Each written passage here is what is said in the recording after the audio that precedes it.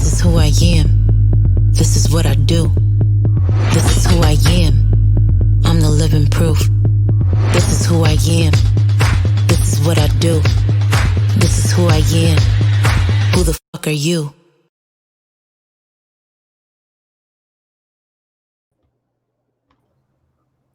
Hi, guys, and welcome to EAF, Entrepreneurial AF. I am Deanna Kozak, also known as Joel's sister, and this is my co-host, Joel Richardson of Soul Joel Productions and Soul Joel's Comedy Club and Lounge in Royersford, Pennsylvania. This is tips for entrepreneurs surviving and thriving. You can download us anywhere you get your podcast. Check us out on Facebook, on Soul Joel TV, and also on YouTube. Soul Joel TV as well. We had an idea. Joel and I have both been self-employed for 11 years now. Yay. Both of us. I was June. You were May, right? May. Yep. May 6th. So I just got a little like notification, Facebook memories. It was June, I forget, like 16th or something yesterday, that I started my self-employment career. And today is very relevant. Both of us when we started. So Joel, you and I both started during the last recession, like the housing crash of 2008. I actually started in real estate during the housing crash. Yeah, I know. It was the worst time to cash out my 401k, but that's what I did. Right. And it was probably the worst time. I mean, realtors were dropping left and right. And I'm like, hey, you know, I went to Rutgers University to major in history. Why not go into real estate at literally the biggest like housing crash almost that besides like the Great Depression that this country has ever seen. So you and I started during that time. And I think that's something important for people who are self-employed to understand is that people always like, you know, it's perfection. It's perfection. It had a lot of people, and I have that. It's analysis. I call it analysis paralysis and you're actually, I'm going to actually not, usually during our podcast, I throw you under the bus, but today I'm actually going to pat you on the back. You're actually good, I'm nervous. We got one of my mentors coming on as a guest. You're actually really good at doing. Like you're a doer. You have an idea and literally like no sooner does it come out of my mouth, Joel's on the phone making it happen. You're very good at just leaping. Whereas for better or worse. Exactly. I mean, but I think that whenever you're self-employed, whether it's a brick and mortar, whether it's online, whether it's your very own company from scratch, no matter what the field, no matter what the medium, you just need to do it. You can't think like, oh, it's a recession. Oh, it's a pandemic. If you had the idea and you're passionate about it and you love it, there's never going to be a good time and there's never going to be a bad time. Just do it. I think that we can kind of both agree on that, right? Absolutely. No, I mean, you have to be planned out, but there's no good time. Right. Like you can't, like if now, you know, if this was your time to launch your business, you can't say like, oh, it's a pandemic, because no matter where you're at with your career or your business or whatever the case may be, there's always going to be ups and downs. And my personal opinion, if you start during a pandemic, it can only get better. Yep. So experience the crap, get it out of the way, start here. And I'm laughing because I'm watching Julian laugh at me backstage. Yeah. Focus, Joel, right here. Right. Joel's one of those shiny objects people. Joel sees something sparkling. I think he's smiling at me, which I'm like, oh, we have such a good rapport. We're brother and sister. But yeah, I mean, starting during a pandemic or starting during a recession, I think the only place to go is up. And our guests, both of our guests today, recently launched their business. It had been online for a while.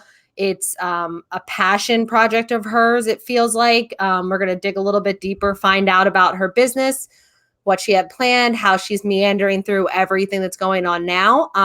Joel, since you know Julian, her better half, very well, why don't you bring them out for us? Absolutely. They just opened up. They had their grand opening this week, and it's a Mint Studio. It's a vintage store in Virgil, and it's East LA. Please welcome Meg Molloy.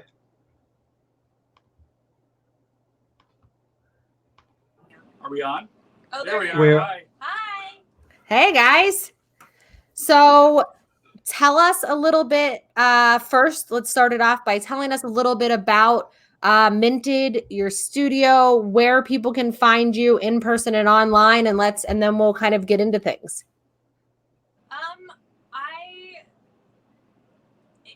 I'm mostly on Instagram. I'm Okay. working on the website right now. I'm such like an analog old lady that I was like, brick and mortar. I won't have to worry about e-commerce anymore. But then the pandemic happened. So I'm working on the website, but I'm mostly on Instagram, and it's at mintstudio.la, or it's at mint.la.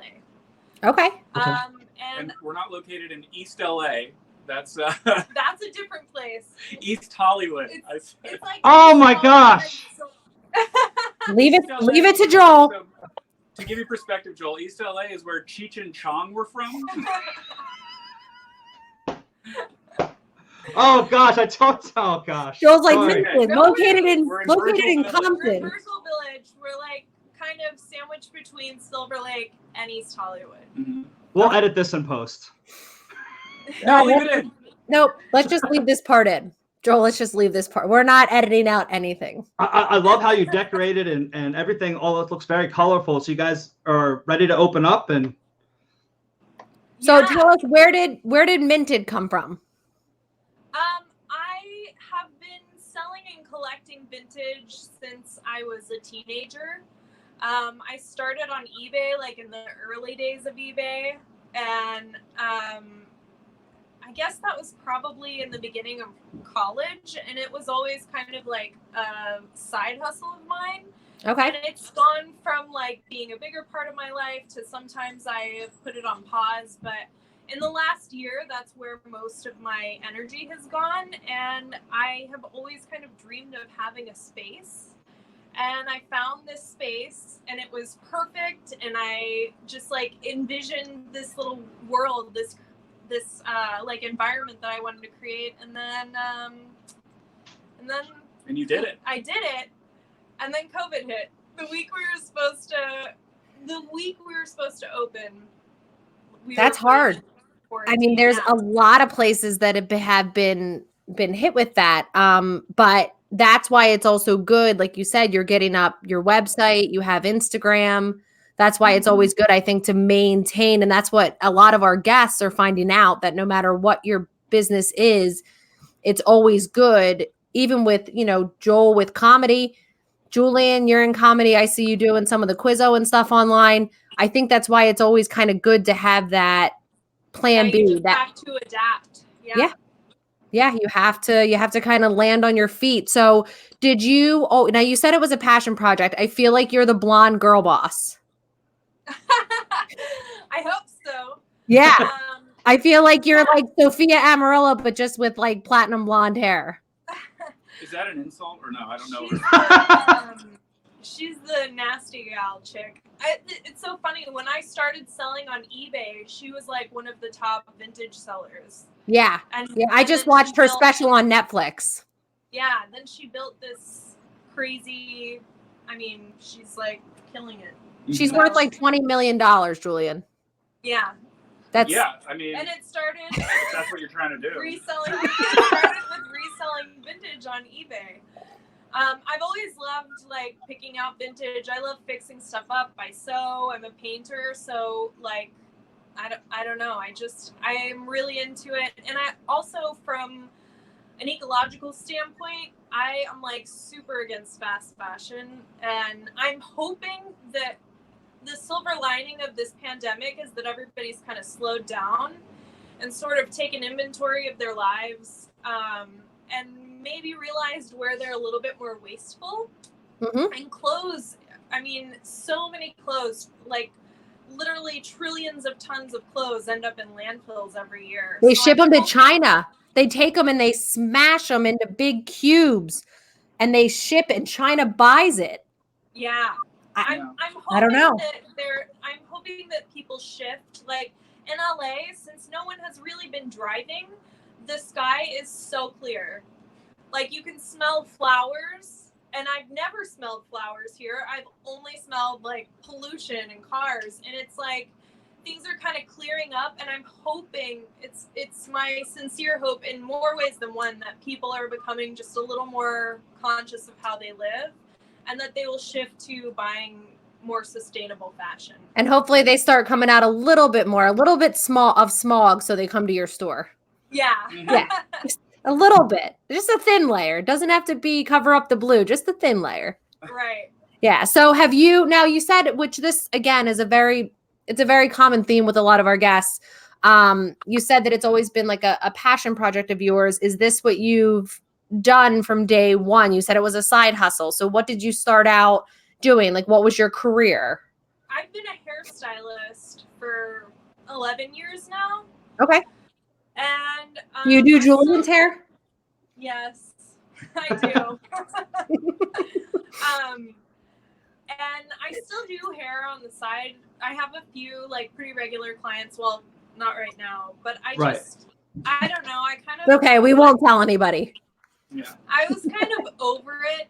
And so, I don't know. I needed a change. Yeah, I mean, it's funny because a lot of people have hobbies and interests, but it really takes, I think, personally, a lot of guts. And, it's very difficult to say, like, this is my passion and this is what I love, and I'm going to turn it into my career. Like, Right. It's going to sustain me. Like, there's not many people that can do that. They can take what their hobby and turn it into a career. And there's not many people that do it. And you did it. Yeah. I mean, I've always been a creative. I'm sure this won't be my last thing that I try. But I kind of feel like I never want to be stuck doing something where I have the feeling when I wake up that I don't want to go to work. I feel like when I start to feel that way, I'll know that it's time to shift again and maybe figure out something new. Do you feel like when you work hard and like, the grind where you're working long hours, you're putting a lot of time in, does it feel like work? When I'm here, when I'm like, when I'm picking clothes or when I'm fixing stuff or when I'm sewing something new or just like working in the shop, I mean, I could spend hours here. I love it here. I've created like a little world for myself, and I'm really happy. It doesn't feel like work. Well, and we've never met, but I just feel like I know you so well just from knowing Julian and how highly he talks about you. Julian was the last show that we did before this whole thing started. On his flight from LA to the East Coast, it changed overnight where our whole weekend got canceled. We did a last show, but as we're catching up driving to the show, he told me about this whole thing happening, and he couldn't have been more supportive. And I think that speaks volumes that you could do something like this and take a leap of faith if you have someone supporting you. Yeah, absolutely. I mean, he's like my handyman. What? No, really? Pulled all of the weeds. Like, he's done a lot of the heavy lifting with getting this place to look as good as it does. And he wants everyone to know that he installed the sink. With no prior plumbing experience. So it's not nothing, I mean, Julian, if comedy doesn't work out, I feel like you could be the super at a building.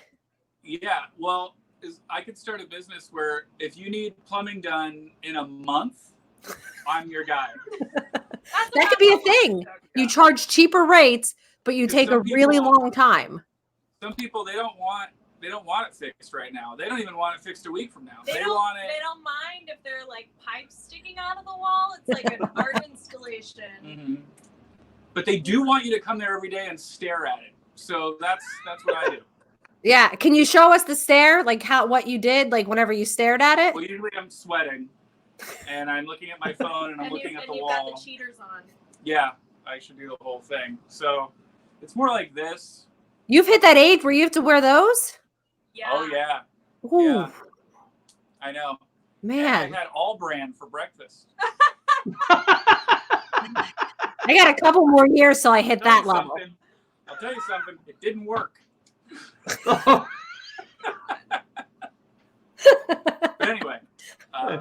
Yes, I've been. Whatever she tells me to do, I'm happy to do. But she really took this place and turned it into. I've never seen someone make a spot look exactly like I feel like their brain saw it. Like bringing it to life. It's incredible. Being in this store feels like knowing her. It's crazy.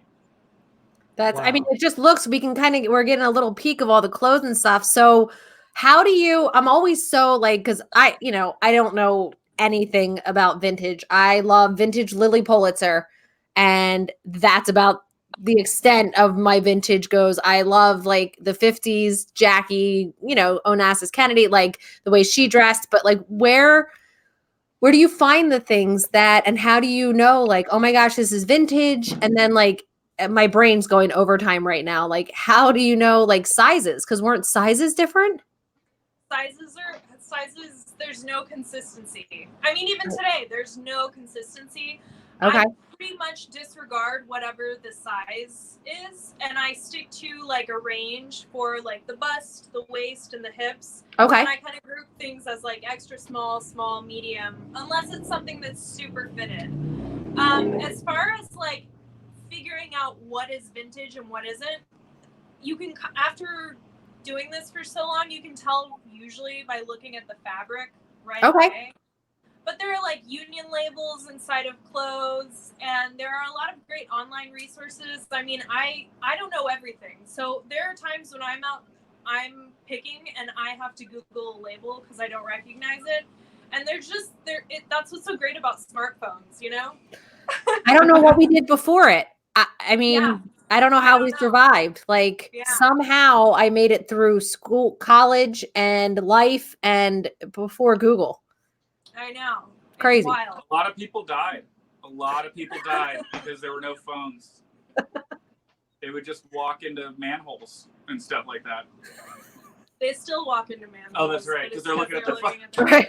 That was a bad example. That death rate has not gone anywhere. It's stayed right here. Right here. So do you go to like estate sales and other like stores? Like where do you go to, not that you want to give away your secrets, but like in general?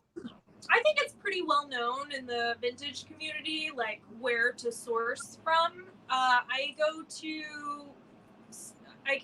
wholesalers. There are a lot of vintage wholesalers, and they have like people's estates. They buy estates, like the whole thing.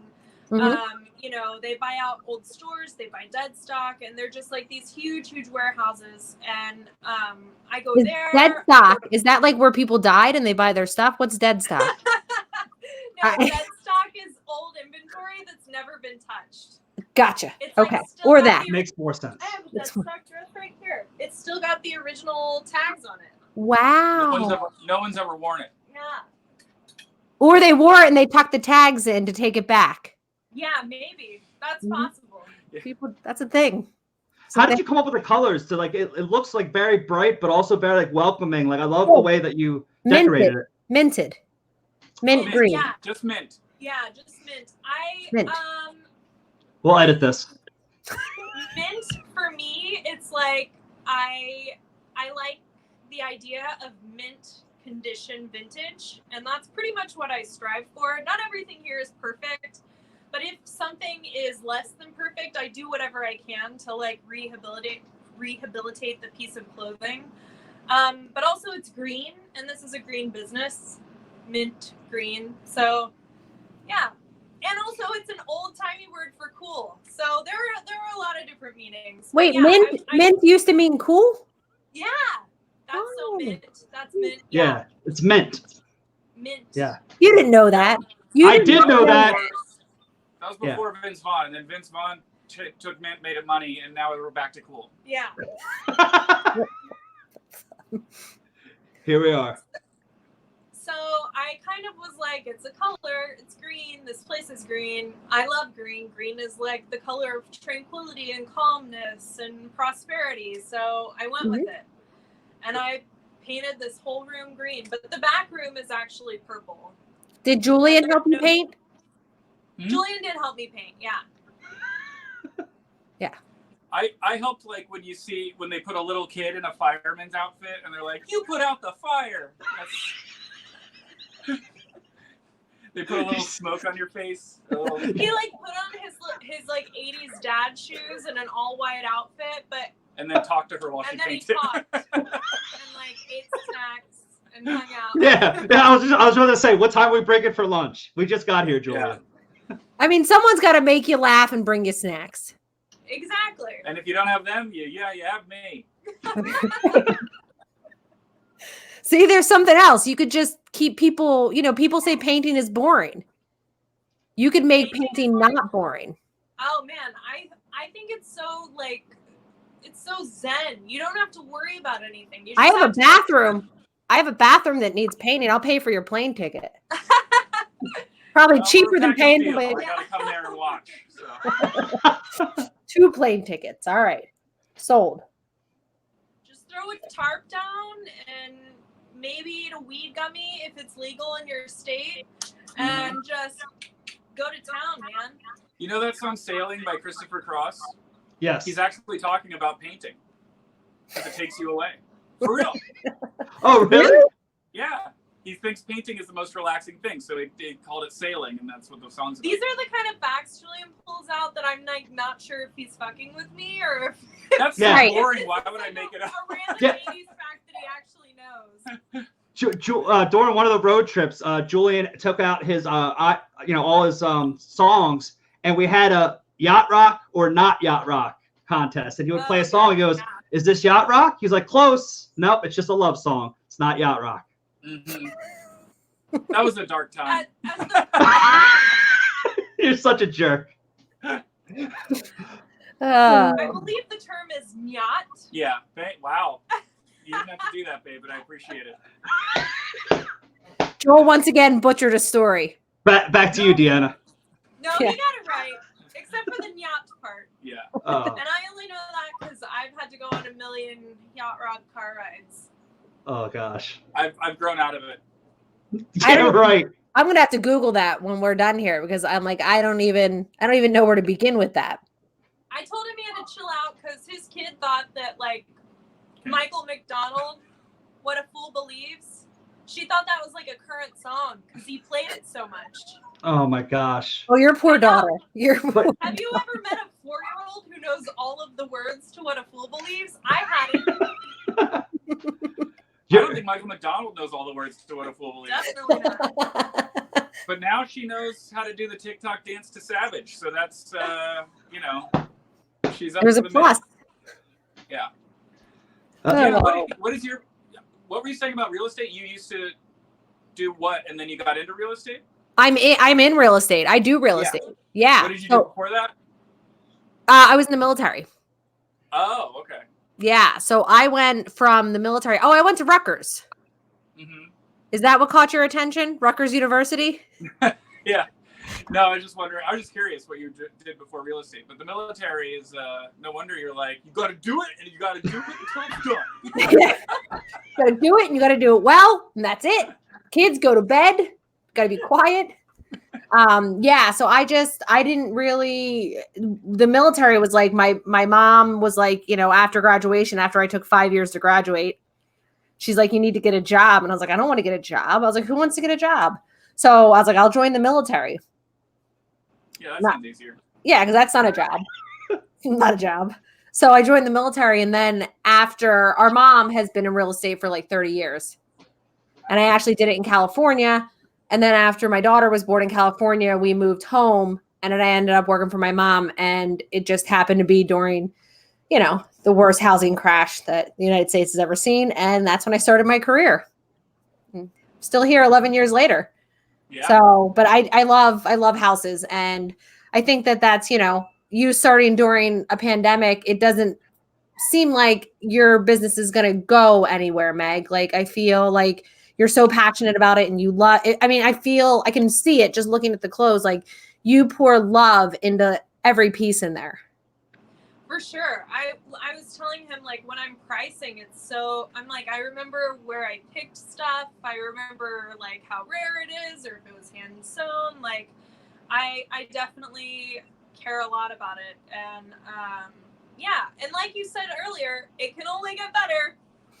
Right? You know? I feel like starting at the bottom is like, people are like, oh my gosh, like you started during a recession or you're starting your business during a pandemic. I'm like, it's Starting humble genius. over here, baby. Just waiting for things to pick up. Yeah. And then as soon as they do, you're going to be like that was like me in real estate. Like as soon as I actually started like selling houses, I was like, wow, this is great. I was like, this is the coolest job ever. And people are like, this isn't good. I'm like, listen, if you see when I started, this is fantastic. Yeah. Like, so, and every year it's just gotten better. And now we're kind of here again. But I mean, yeah, I feel like starting where as soon as people are able to come and shop and you get your website up and then people start buying, because I think with your pieces, people are going to start noticing them. Yeah. And they're going to say like, oh, where'd you get that? And someone's going to be like, oh, Mint, you know? And it's going to, I think it's going to, yeah, I mean, definitely, because if you pour that much love into pieces, people pick up on that. People notice. Yeah. And I think it's fantastic. A big part of this for me definitely was like creating a space where people would want to hang out. Because I've been to some vintage stores that have really good stuff, but it's like so packed in, so crammed, and it kind of feels dirty, or there's like an old lady smell. And I was like, I can't have that. I want this to feel like cute, and I want it to be very deliberate. I am a super deliberate person. Like everything I do is, I don't know.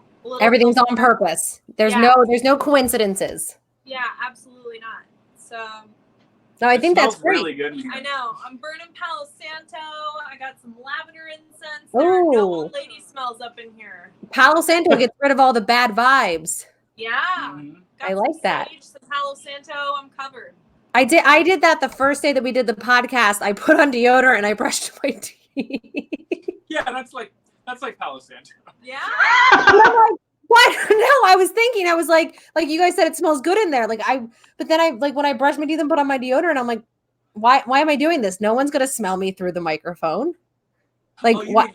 Yeah, during the pandemic. Yeah, that's funny. Yeah, no, I know that's what Palo Santo doesn't smell like toothpaste and deodorant.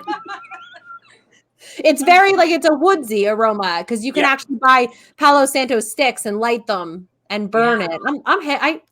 I'm down. I'm down with it. I'm down with the sage. I'm down with the Palo Santo. I have my diffuser going over here. I don't know what's in it, but there's something. Joel's got his Febreze bottle in the car ready to go right before the show.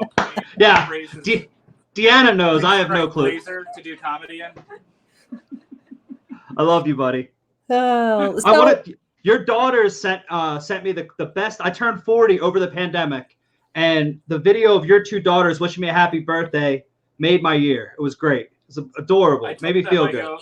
I go sing to my buddy Joel because he's a little softy and he's gonna cry when you guys start singing. Yeah, I tried to get everybody on Joel's little Zoom happy birthday thing, and I almost got kicked off of Facebook because I sent so many messages to people. And I'm like, oh God, I'm gonna get hit for spam. I was like, this is not good. So Meg, tell us, like, obviously you're doing this, you started it. Give us like 5 tips that for people who are starting out, who are like, oh my gosh, like I would love to start my own business or my own studio or whatever the case may be. Like, what would your 5 best tips for somebody just starting out be? I think don't look at what anybody else is doing. Like, what everyone else is doing is their business. It's not your business, and it has no effect on your business. So, like, make a vision for what you want and stick to it. Put on the blinders. Yeah, absolutely. Don't compare yourself to other people. Don't, just don't do it. You got to do things your way.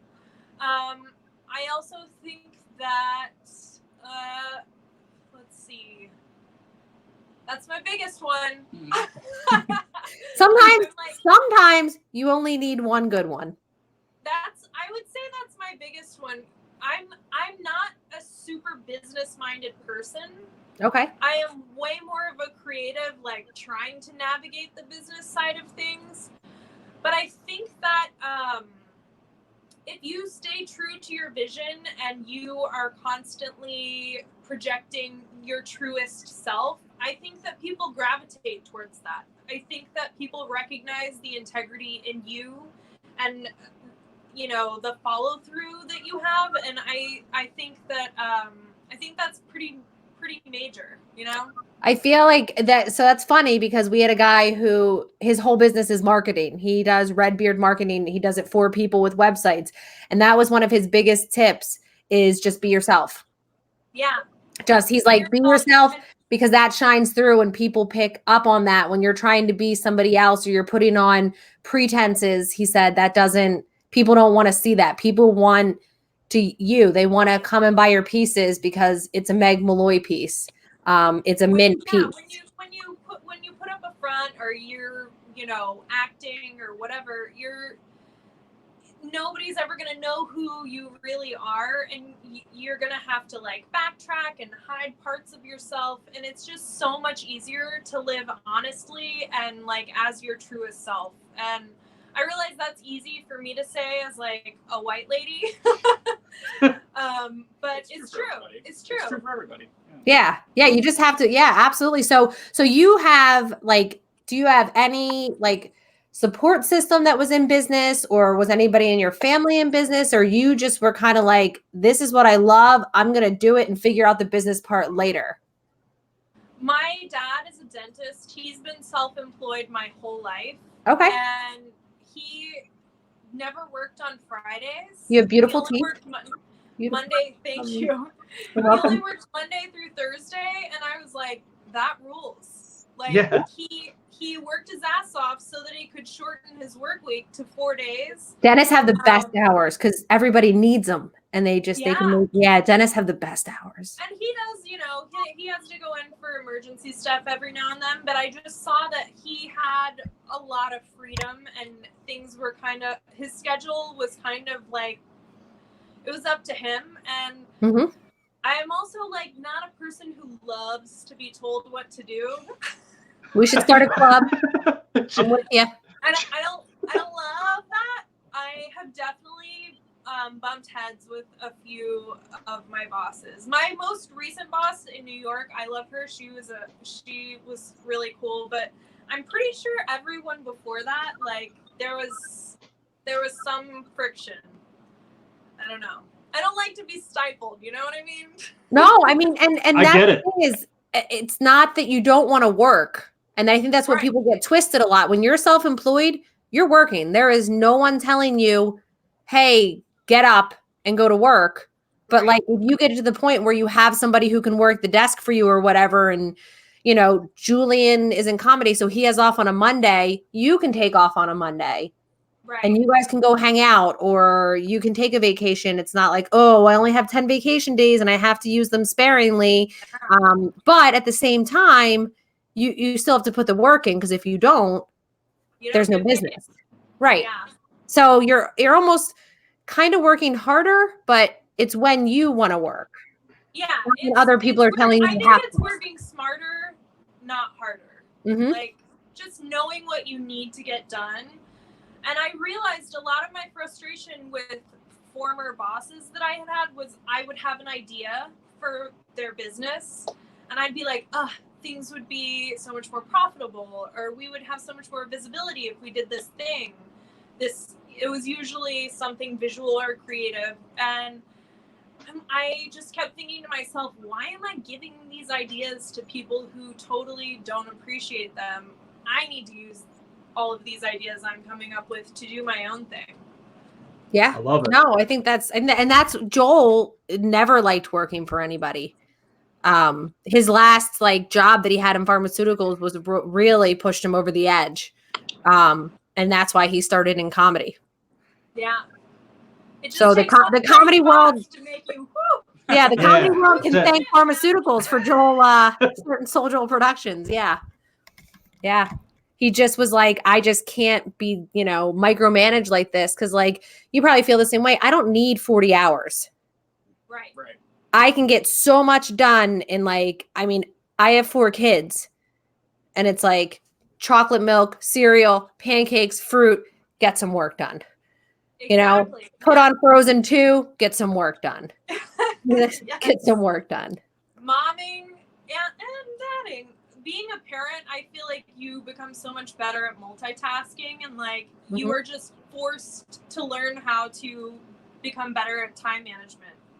And Yeah. therefore you become more productive with the time that you do have. Mhm. Because you know you only have 2 hours of like total quiet, uninterrupted time that you have to like get your shit done. I just thought about quiet. That just peace and quiet. Peace and quiet. I literally just drifted off to another place as you were talking. I can't remember the last time it was quiet. I'm like, ah. Yeah, it's not very quiet at our house. Was it during No. one of Joel's sets? I know you've been sitting on that one, you son of a. We're definitely not editing that out. That's staying. Oh, That's that's being turned into a fantastic. little clip. We're turning So- that one into a little clip. Meg, if you were sitting in front of a room full of people and you could say one thing or maybe a phrase or a sentence to what would you leave them with? What would be your best advice? I think probably try to always be your truest, most honest self. Okay. I love that. It's not easy. It like really sucks sometimes, but you never have to backtrack if you always stand behind everything you do and say. I think I that's love it. yeah, be your true self. Mm-hmm. And so Meg, and maybe we should be asking Julian this. If you had a Is theme it plumbing song, related? Let me put my plumbing hat on. Now ask your question. put your glasses on. If you had a theme song, Meg, what would it be? Ooh. Ooh. I thought you already knew this, actually. Um, It probably changes all the time. Yeah, she has to narrow it down to one or two. Yeah. one of my favorite songs that I have felt, there's a line that I love from it is Queen Bitch by David Bowie. Oh, And I don't know that one. She says that she can do it, then she can do it. She don't make false claims. And Oh, nice. yeah. That's a good one. I like that it's one. like you never get cornered into doing something that doesn't sit right with you if you are willing to just be your unapologetic self. You know? Julian, like- I don't want to leave you out. Julian, do you have one for you? What's your song? I'm. It's probably like a Giorgio Moroder song without lyrics. Have you heard of synthwave? No. I think so. Survivor did that song "Burning Heart" for a Rocky IV soundtrack, Right. and there's a song. There's a line in it where they say there's two people. I gotta look it up, but basically it's like there's a part of you that doesn't want to do the thing, and there's a part of you that does, and it's the paradox that drives us all. And so the idea is like the person who wants it the most is going to get it done. That's basically the idea of it. But it's so funny to me that in this song by Survivor, they have the line, "It's the paradox that drives us all," and it's like such a, it's like. That was the best answer we've like ever Nietzsche gotten. Yeah. in a Survivor song about Rocky. So. And Rocky's very fitting because you're from right outside of Philadelphia. Yeah. Yes. Yeah. I feel like it just embodies all of it. It really does. And we need him more than ever now. But We need there's been need too Rocky. many of them, I think. We need Rocky more We than need ever. Rocky to punch this pandemic in the face. Oh, I love it. Well, Meg, I mean, it seems like you're doing wonderful. I know you said you need like more foot traffic and stuff, but are you going to start picking up with like, I know that, you're not like, you're more old fashioned in that sense, but like you said, your website with your Instagram. I'm such a nana. I hate the internet. Like I really I feel like, because I went to your Instagram. I like to internet stalk people. So some of the stuff that you had already said, like you've been in vintage since you were a teenager. I'm like, I already know. I Google all of our guests and like some of them are like, you can't even find them on the internet, which is really weird. They go like completely dark, but yeah, I mean, I feel like if you showcase some of your pieces, people, they'd be able to. I do more in the stories, and I had an online shop going, but I'm just changing the format of it. Okay. and I do not like technology, but it's a it's a necessary evil now. So I'm gonna try to squeeze all that I can out of it. Right. I just want to say that it's she hates doing that part of the job, but she also does an incredible job at it. Like her online presence is incredible, and it bugs me because I also hate the internet, but she's sitting right next to me proving that doesn't matter, asshole. Just do it anyway. It makes me feel worse. Yeah. Is that part of your song? The part of you that doesn't want to do it and the part of you that wants to do it? Yeah, The person who does it I have gets to listen to Survivor just to post an Instagram story. No, So I'm not with even your really joking when I say that. No, I have to get pumped up to brush my teeth in the morning. But with your podcast that you guys both do, I feel like I know Meg already, also through Julian, but through all your postings and your podcast, like you just yourself, and you feel like it comes through with all your social media posts, and you are great at it. You get a lot of likes, so you guys are going to do great. You know what to do. You know how to market yourself. Thank you. Mm-hmm. Yeah. even though you're reluctant, Julian. You guys know how to do it. Yeah, I know. It's just doing it. We're both not great at self-promoting, and we try to push each other. I think I probably am a little more aggressive. I'm an oldest child, so I'm like, get the shit done, and he's the youngest child. Yeah. So he's like, I don't wanna. Oh, that was a great impersonation of Julian. You said we could go to the park. Well, we appreciate you guys coming on. You guys were a great guest. We wish you the best of luck with everything. Thank you so much. This has been Meg Molloy and Julian McCullough of Mint in Virgil Village, correct? Yeah. Los Angeles, yep. Yes, Los East Angeles. Hollywood. East Hollywood. East Hollywood, baby. Deanna, Yeah. if You want can to find torture us, them- send us some houses in New Jersey that are for sale right now that are like $400,000. Houses in New Jersey for 400. Oh, that's you right. kidding? I forgot how expensive New Jersey is. Never mind. No, that's doable. Yeah, Oh, is you it? can, Julian. You can get a house in Morristown for 400, not Haddonfield, just Never Morristown. mind. De- Anyway, sorry. Finish the thing. Sorry. Deanna was writing it down. She's like, I got it. They're being emailed to you right now. Yeah, I have your email. Don't force me. But yeah, this has been Meg Molloy and Julian McCullough of Mint. You can check them out on Instagram. Meg's going to start getting more active on there. And She Joel is, I'm Richardson, not Julian. Joel Richardson of Soul Joel's Comedy Club and Lounge and Soul Joel Productions. And I am Deanna Kozak. And this has been EAF, Entrepreneurial AF. Thanks for listening, guys. Thanks. Thank you. Thank you for tuning in to Entrepreneurs Fuck. To stay up to date on future shows, follow Soul Joel TV on Facebook and subscribe to our channel on YouTube. See you next time, and always remember, respect the hustle.